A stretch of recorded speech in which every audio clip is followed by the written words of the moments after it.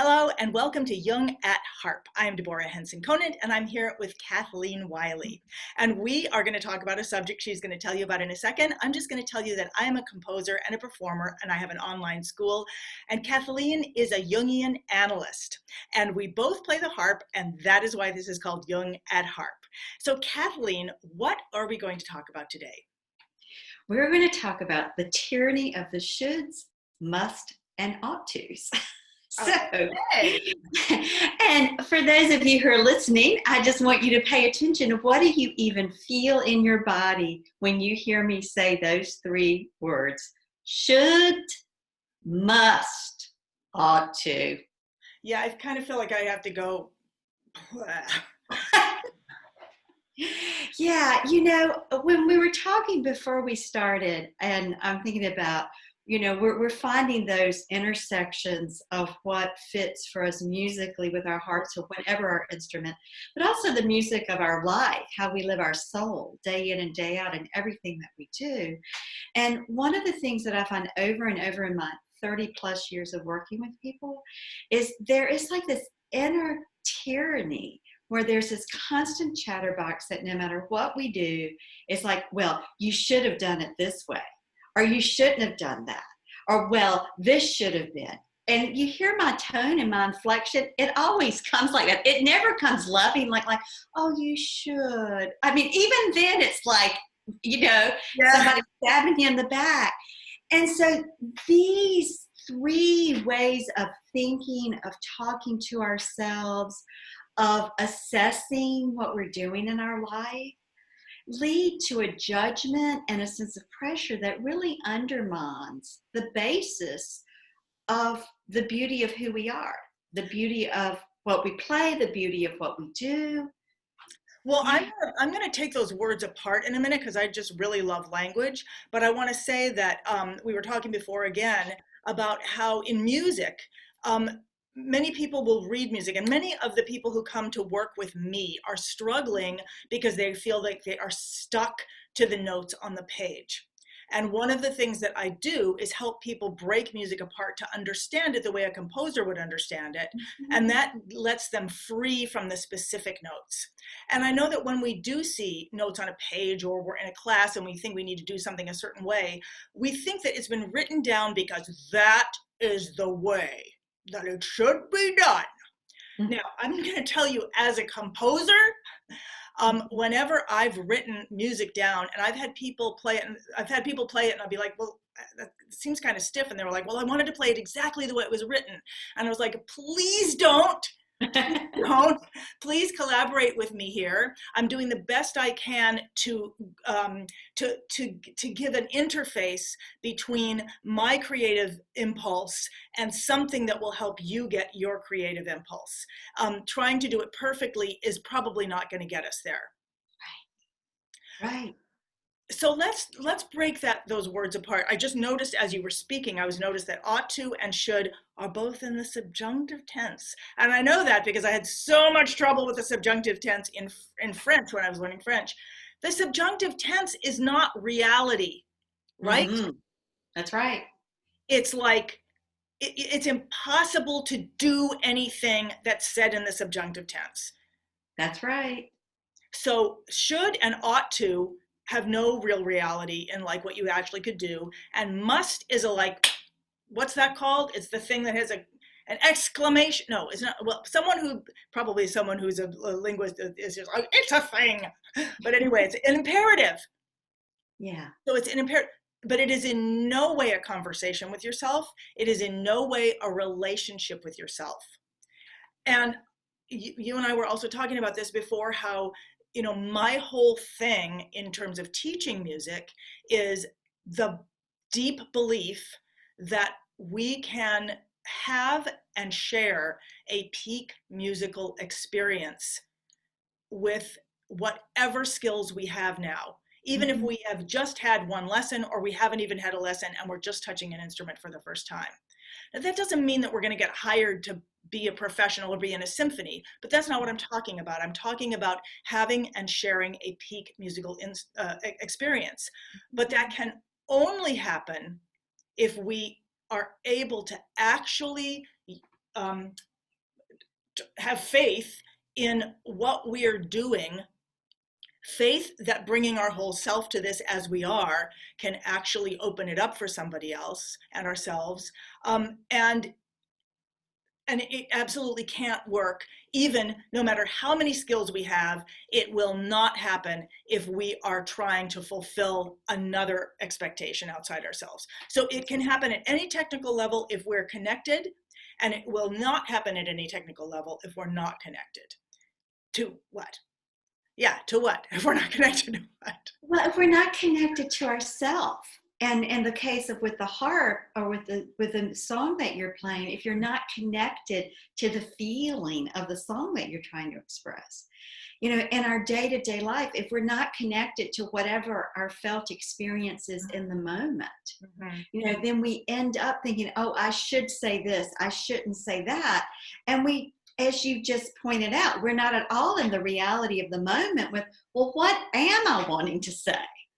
And so the same thing applies, of course, if you're looking at sheet music and have one sense of, well, this is how I should play it versus what do I feel with it? You know, where am I in relationship? Could I take part of it?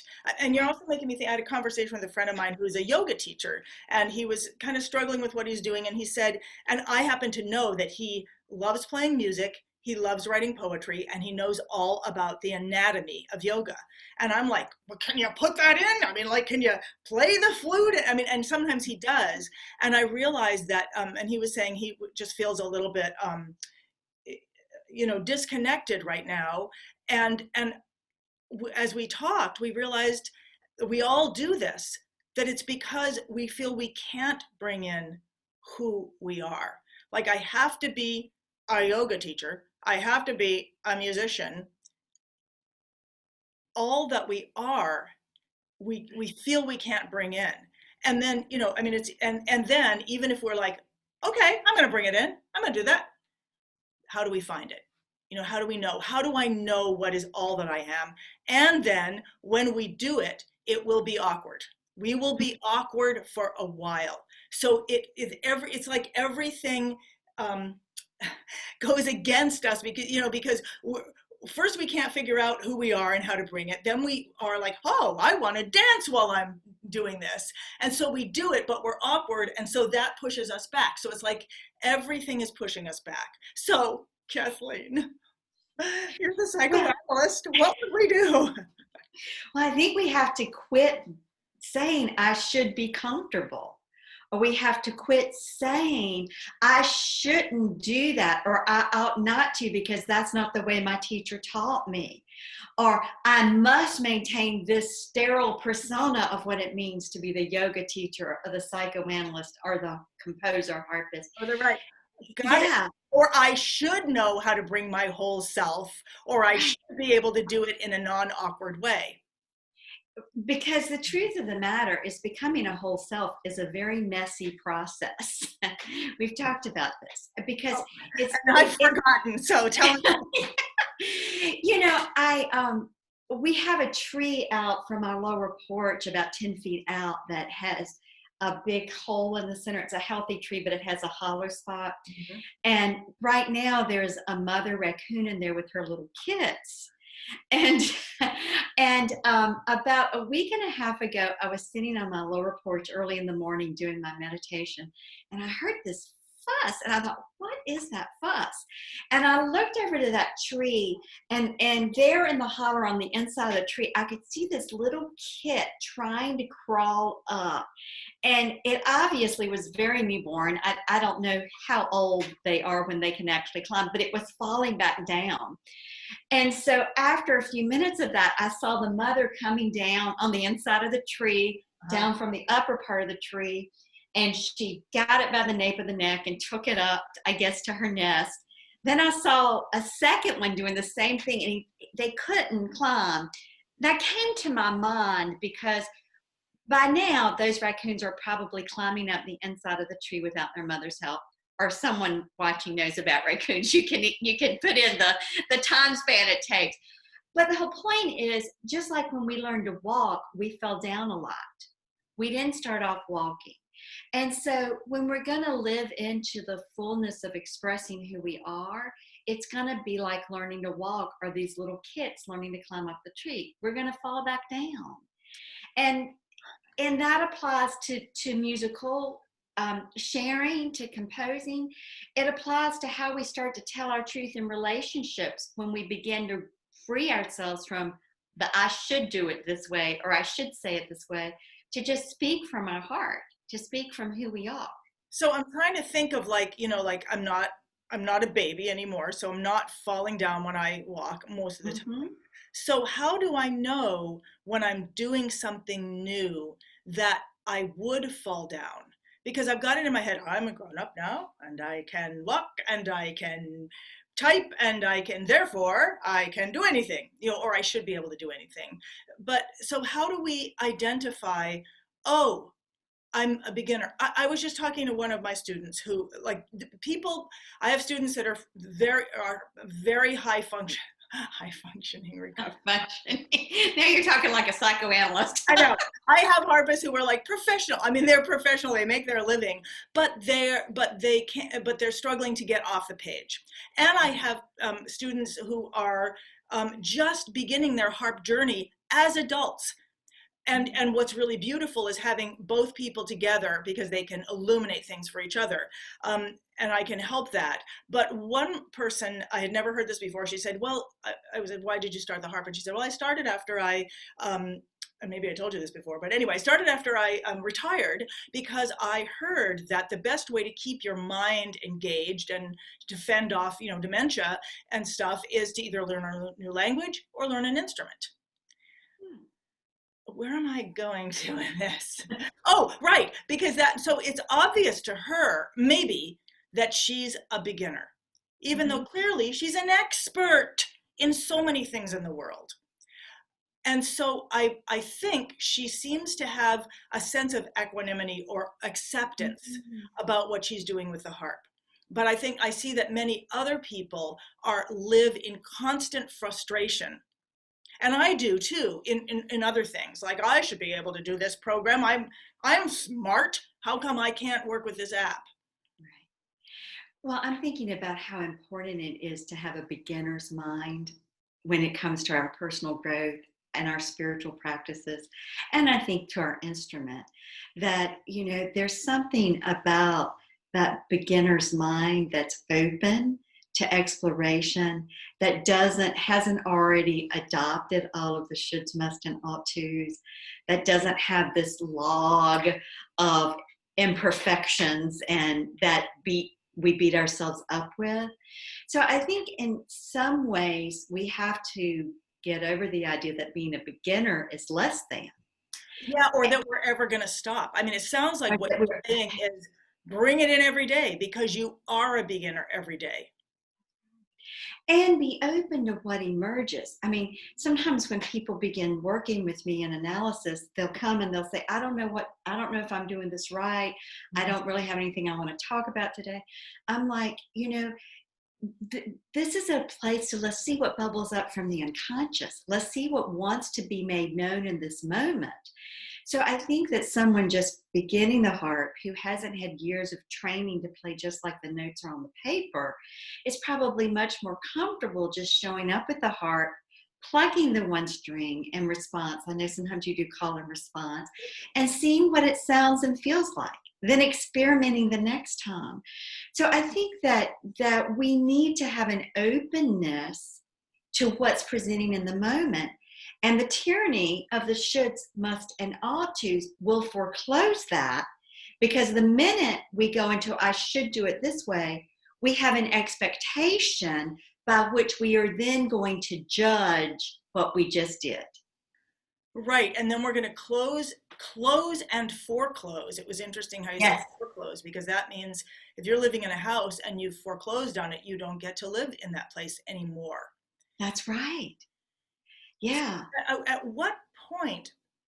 I mean, I remember when I was starting the harp, when I was like, I started when I was 22, I think, or, seriously. And I remember at first it was hard, and it was fun. But then there came a point where I just felt so frustrated. And I remember this because I literally threw myself down on the floor, and I heard myself say, why do I always have to try twice as hard just to be half as good as everyone else? Mm-hmm. And I'm glad I said that out loud to myself, because it's helped me remember that that's something that seems to be at play, whether it's being verbalized or not. Yeah, so there again is this expectation. It's almost like then if you went to something and it was easy, I should have to work twice as hard. It's in the background. Yes, and I noticed that with my students and me, Yeah. that when we find something that's easy, well, that can't be right, that's too easy. So some of the shortcuts that I try to give my students, and therefore I'm learning for myself, Mm-hmm. is I will say to them a couple things. How can you cheat right now? There's no cheating in music. I mean, that's such a crazy concept. If you think you're cheating, then you're living on preconceptions. Mm-hmm. If you know there's no cheating, then you can try to cheat all you want. It's just going to open things up for you. But having that concept, that will help open up for me and for them. Sometimes I will celebrate the things I do wrong, make a list of, the mistake chart. I had a really wonderful mistake chart for a while, and awards. Greatest mistake, most costly mistake made this year. Greatest mistake made while trying not to make a mistake. Greatest mistake made while trying not to make that mistake. Anyway, but I was able to play with it. So when I can get playful. And then one of the reasons I like having everyone together in a group is to have people watch each other's half-baked performances. And I'm calling them half-baked. I literally call them half-baked. I said, share something that is not done, because then we can see, what's there. And I have people share that and then say, what can you find to love? What can you find that you can take to the bank? Mm-hmm. So you're always looking for something valuable in whatever anyone has shared. And I think that then starts to help teach us how to find something valuable in anything we have shared. Although up until this second when I said that, I realized I had not personally made that connection until just now. Yeah, because the minute you can find one thing you love and one thing you can take to the bank, then you're claiming the value of what you just did or the other person did. And that begins to build a foundation of support. The should kicks in and totally destroys the foundation. Right. And this is the danger of that way of processing and moving, again, whether it's in our music or it's in how we do conflict resolution with someone we love, or how we advocate in the world when we have a different point of view than someone else, or how we make choices with ourselves about our own creative project, or how we clean the kitchen. Is that to begin to really see the value. Okay, I like that I did it this way, and this is what I'm going to do next time. I'm going to hold on to. It's claiming the inner resources, if we want to talk about it in that language. Yeah, let's talk about it in that language. Claiming the resources. We all have such a wealth of resources within ourselves to be who we are, and thus also to play music our way, if we will just begin to claim them. But if we're always comparing with other people, if we're always competing with someone else, or if we're living with that tyranny of shoulds, must, and ought tos, then we are constantly destroying the resources. So as you were saying this, you said stake a claim, and I'm like, and now I'm up in Calaveras County, and I'm thinking about staking a claim to a gold, like a gold claim. Yes. It's the gold of our soul. It's the gold of who we are as a being and a soul that's created to make a unique contribution to this world. The contribution may be making bread for your family every day. I mean, a contribution's a bad word to use there because we always think big. Right. But we each have an imprint, that's ours to way of moving in the world. It's really interesting because so if I were to take a claim to, a gold claim, I would be looking for gold, a specific, whatever that, I don't know what it's called in EO 2756, whatever it is. But it sounds like what you're saying is that when we stake a claim to our own value, we don't know what the mineral rights are. I mean, we don't know what value there is. And I also want to say, I get that I'm talking about something that rapes the world, when we, I'm not, I'm using it as an analogy, but I'm also aware that, there's got to be a way to do this in a way that doesn't destroy ourselves or the environment of who we are, but really just appreciates that value and loves that value. Yeah, and I'm thinking about alchemy, and of course your symphony, Invention and Alchemy. Right. Alchemy was seen as a metaphor for turning all of the lower impulses and drives of our nature into the gold of our soul. So alchemy as a science in medieval times was said to be about turning base metal, i.e. lead, into gold. But the philosophers and Jung himself knew that it was really a metaphor, a symbolic system of how do we work with our most primitive, i.e. meaning unconscious emotions and impulses in a way that we don't become consumed and ravaged by them, but that they then something's transformed into the gold. So for instance, I think your song about the garbage man, you took something very base, garbage, and a job that a lot of people probably look down on, but that we all value. I mean, the garbage man is an important person in our lives every day.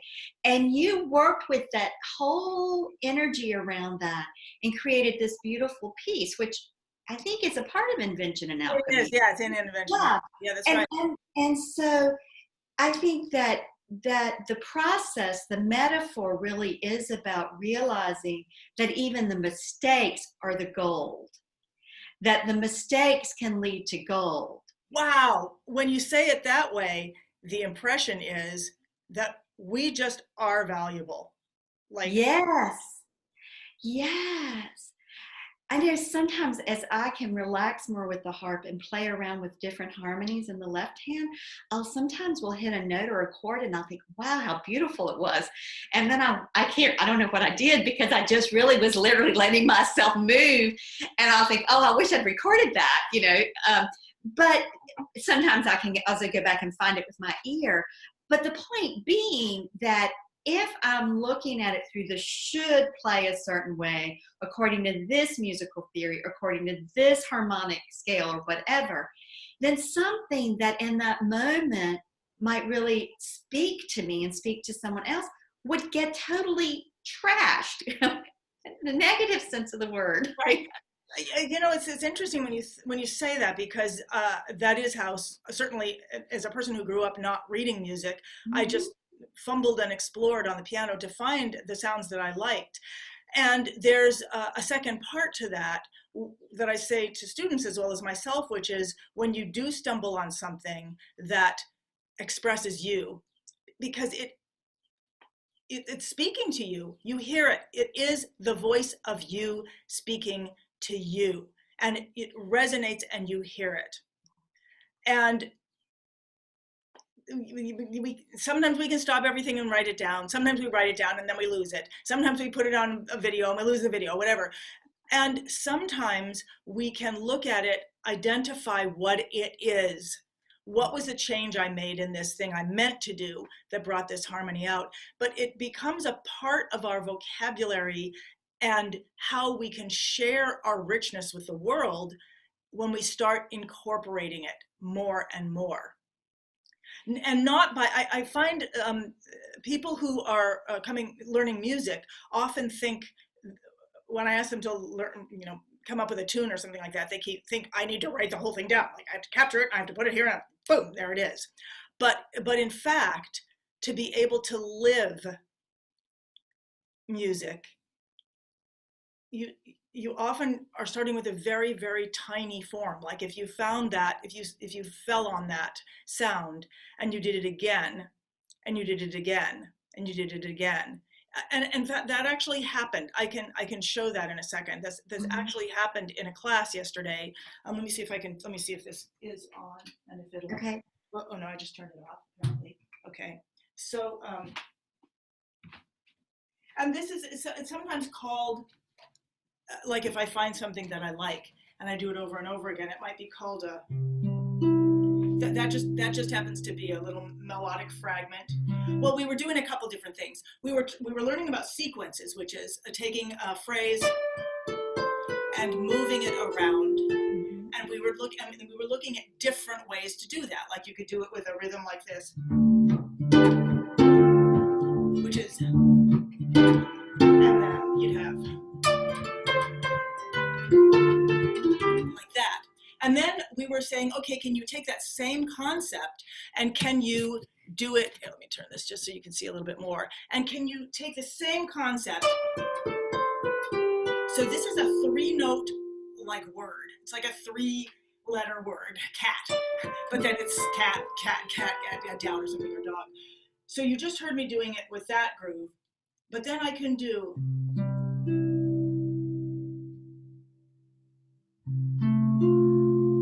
I can still do it.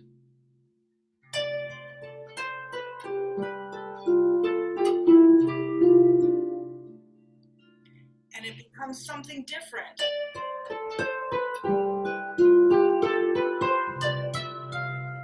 And we discovered that by starting with this idea, which was the idea was simply sequence, and then taking a 3-note sequence, make a 3-note word, moving it around, which makes a sequence, adding a rhythm. I began to see the resourcefulness of music. It's almost like you can start from anywhere.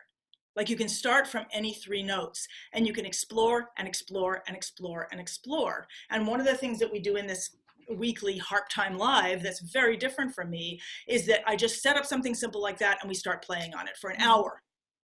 Or 45 minutes, whatever. And what I've discovered about the resourcefulness of sitting with something has been very powerful. Now I feel like I just talked a lot. What are your thoughts on that? Well, what's coming up for me as you're talking about that is in some way those two different grooves are like our different emotions, and that there are. There's a theorist by the name of Tompkins who says that there are non-innate, inborn affects that we experience. And so part of playing music and setting up a groove, I think of each groove as like a different affect or emotion. Yeah. And so we learned that they're all valuable. And, part of what thwarts people from living the fullness of who they are is they think, I should always just be happy, or I should never be sad, or I shouldn't be afraid. Well, you know what?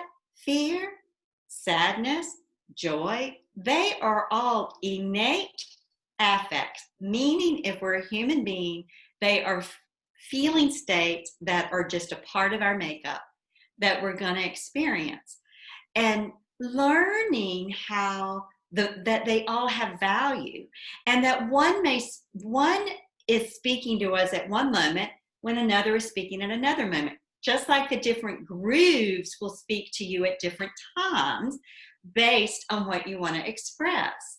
And so I think that part of what the shoulds, must, and ought tos do is they keep us from experiencing the full range of the music of our soul and those affects. And of course, we know on the harp, they keep us from experiencing that too, because we have these preconceived ideas of what it should sound like, which may not at all be in harmony or resonance with what we're hearing internally. Right, or with what we can do at that moment. Because I realized that when I was doing the, this one, it was hard for some people to go, but it was much easier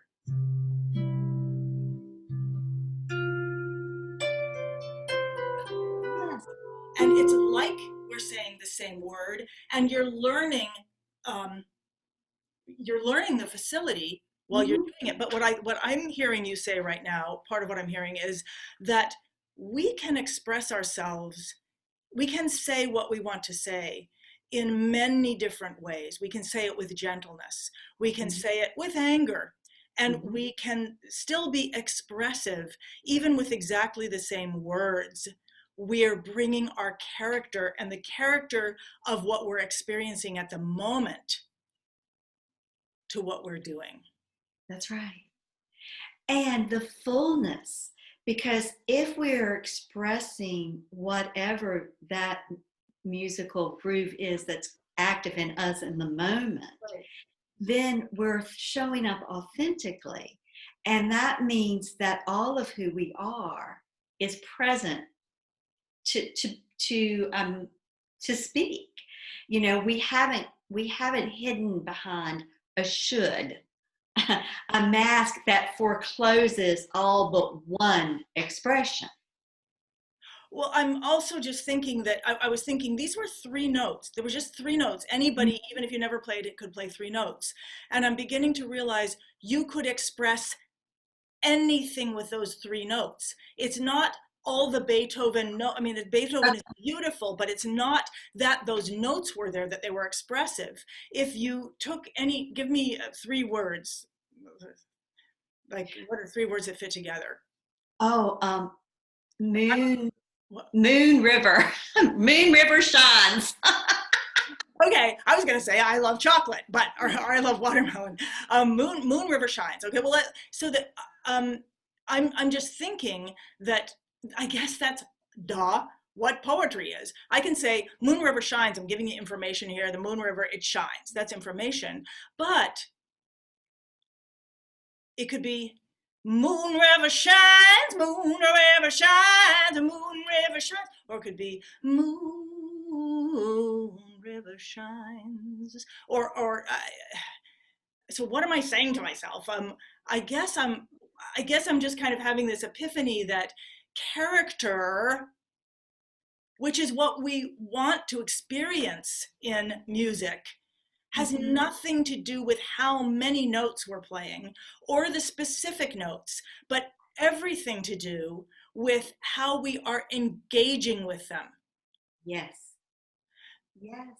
And yet we so rarely spend time engaging with the same notes over and over again. I mean, that's what happened yesterday. Someone said, I want to learn about sequences. And so we just explored, and that was just an hour, and I'm sure I could take a lifetime.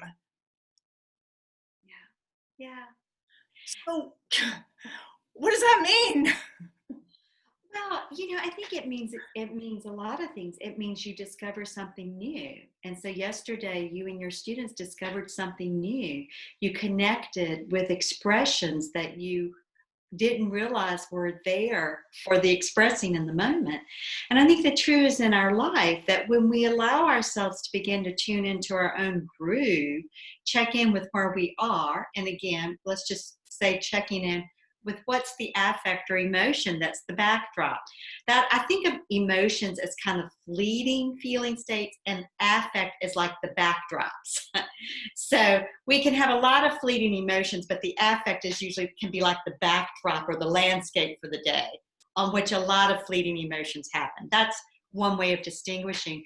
So I can have an affect of joy, but have emotions throughout the day of frustration, aggravation, sadness, as well as pleasure, you know, all kinds of things. So I think it's like when we get out of the shoulds, must, and ought tos, we begin to allow the color, the character of our own being to be experienced. And in music, we begin to see the same notes can express many different feeling states.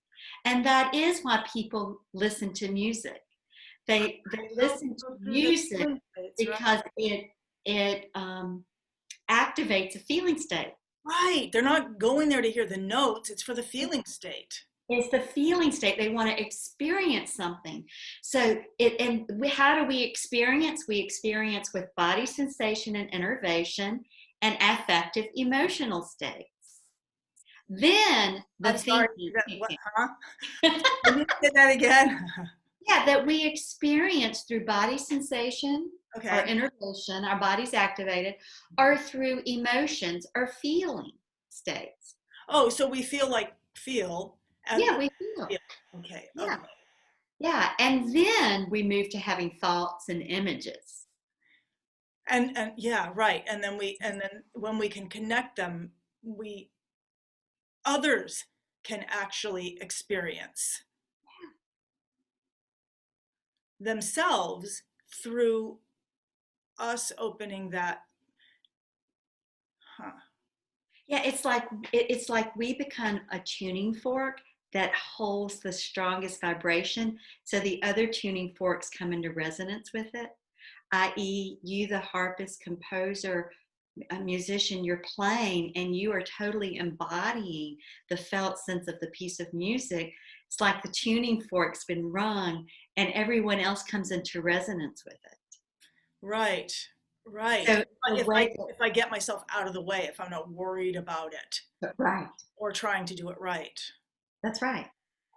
I thought of something else, and I don't know if this is relevant, but I realized as we were talking, I came to teaching very late in my life. I mean, I was a performer my whole life. I never had much teaching, and so I just discovered things. And when I created my school, I just thought, well, I'm just going to try to tell people Mm-hmm. what I know because people keep asking me about it. So but even then I tried to do it right. I was like, it's going to be like this, and we're going to, and when COVID-19 came, I was like, oh my God, I need to be there, and I suddenly dropped everything about how I thought it should be, and Mm-hmm. just started showing up. But there was already I mean, there was already a infrastructure there, but I really started showing up as more as I am. And I think people do that in crisis. And I've heard even students of mine who hadn't been playing very long. I remember one student saying, you know, I thought I was just going to play background music, but then suddenly there was a big light on me, and I had to play something, and I knew I couldn't. And so and what she did, she was a sign language interpreter. So she said, and so I played and I sign language interpreted. Mm-hmm. I brought in the thing that I am. Like sometimes it takes that crisis to bring in the thing that we are. Yeah. The defenses fall away and the inner self takes over in those moments. So all of the ego defenses, all of the shoulds, must, and ought tos just immediately vanish in that moment. Okay, so that's beautiful. Now, how do we bring that moment of crisis to ourselves, or can we live that way? Or, Well, I don't think it's healthy to live that way. I think that it really does have to do with the kind of thing you and I are doing, and that you do personally and I do personally, is we have to keep forging a relationship to these bits of ourselves. We have to keep learning the rhythms of our music, of our life, our own soul. You know, we have to keep experimenting and exploring. And if we can experiment and explore without the shoulds, must, and ought tos dissing it, then we start to build a foundation and we say, I like this and I want this piece here. And, you know, I don't like this, so I'm going to see what else I might can make with it. and when you were talking, I realized, and this is why you named this session this, that Yeah. what happens in the crisis, or what happens in the mistake when you don't try to correct it, is that we let go of those shoulds, musts, and ought tos for a moment and let ourselves come through. And so what I'm hearing you say is that as we can find other ways that don't involve crisis, and because we can't always count on making a mistake that we love the sound of, we can bring ourselves to whatever we're doing. Right. And one of the things I'm just gonna say what I think I will bring to try to do for myself is I can think about that ahead of time. I can think about, I'm going to take my shoulds, musts, and oughts, and I'm putting them in this box while I do this next thing. So that's one thing I know I can do. I think another thing that I can do is I can stay there longer than I think I should. Mm-hmm. But without being like, you have to stay in your room because you're bad, but like do it more do it more without trying to get better. That's what I mean. Staying with the thing I can do instead of trying to get better so that I can experience the richness of it. Yes. Doesn't And what sound that exciting though. that doesn't sound exciting? Oh, I think it's because I have this achievement brain, issues. Okay, so how can I see what it gives? It's true, it isn't exciting. It's something different. It's enriching. well, and there will be an excitation, but it's not a manic outer world excitation. It will be an excitation of something that shifts in terms of the body experience. And that then shifts everything, and we don't, that's an organic process, but the staying with it allows something to organically shift with our consciousness tracking it Right. and witnessing it. And so it's like planting the seeds and gardening and weeding, and there's a lot of value in So that. it is maintaining it, Yeah. and it is attending to it, and it is being with it. Yeah. And what I keep hearing in my brain is excitement or enrichment. Yeah. Excitement will take you, and you'll build it up, you'll break it down, you'll build it up and break it down. Enrichment is is that you have it and you keep opening it in both directions. Right. Yeah. So what else would you like to say? Like, what would you give to me and to our listeners to take them away from those shoulds, musts, and ought tos and into the world of bringing their whole self and enriching? To begin to honor your own rhythms and the rhythm of your nature that comes up through your own affect. So that make room for, if you feel joyous, make room for it. If you feel angry, make room for it. If you feel sad, make room for it. And making room for it doesn't mean indulging or acting out, but it means being willing to be in conscious dialogue and allow yourself to experience it. Because that's what gets you in the groove of your own being, just like it gets you into the groove of the tune. Is making space for it. Oh, okay, great. Because the groove of the tune can't happen until you keep grounding in it and playing it. It Right. doesn't exist until that happens. That's right. Yeah. And so we can do that with whatever comes up for us. Whatever comes up for us. Yeah. How do we know when something's coming up? I mean, what is coming up? Where you're going to feel it. I mean, Okay, so anything yeah. I feel. Okay, so anything I feel or anything I think. Yeah. Okay, I see, leaving room for it instead of just moving on. Right. Instead of just running from it into activity, Right. or running into whatever you think you should do in response, to just be with it, listen to it. What does it really feel like when that joy's in your body? What really happens in your gut when you feel sad? Really sitting to track, what the body innervations are, the tightness, the coldness, the heat, the relaxation, tracking the agitation or the stillness, tracking the nuances of emotion, tracking those things and becoming aware, because that's where you find yourself, and that's what needs us to give voice to it. And again, the tyranny of the shoulds, must, and ought tos blocks that. And so my ending statement really would be that to begin to disidentify with the shoulds, must, and ought tos, and begin to identify with wherever you are in the moment with your own embodied experience, whatever's going on sensation wise and emotion, and move from that place. That sounds so beautiful. So I'm definitely hearing inhabit. And I'm Yeah. going to say, for a musician or for anybody that does something physical, we can do that by taking any three notes, any Yeah. simple movement, and we can explore it and let it express these different things. And that can help us to inhabit it and track it and see where it is, and it can open up to us. Yes, and as you're saying that, I'm thinking maybe next week we can talk about what it means to inhabit your Yes, body. I would And how love. does inhabiting our body mind move into inhabiting our music? All right. Can you write that down? Because I'll forget it.